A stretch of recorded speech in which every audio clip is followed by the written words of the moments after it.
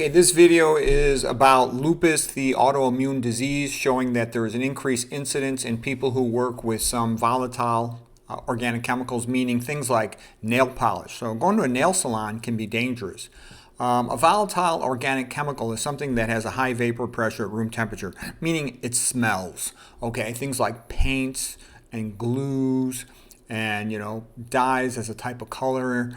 There's other volatile organic chemicals which I don't know if they're actually associated with lupus, but in this paper it was paints, dyes. So often an artist, somebody working with a lot of different types of paints, and they'll have paint cleaners, paint thinners.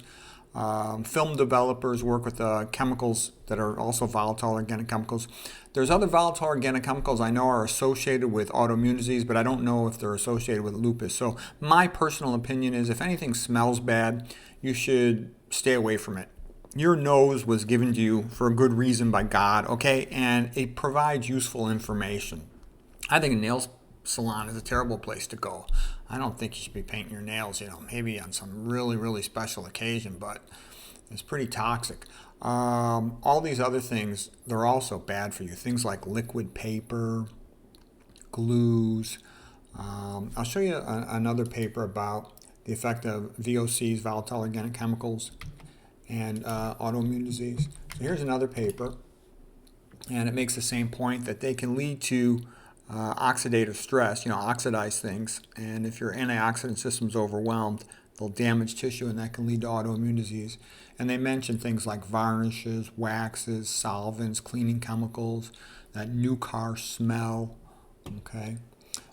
Toluene, formaldehyde, like dry cleaners. I won't go to a dry cleaner anymore after I start studying those chemicals in those places.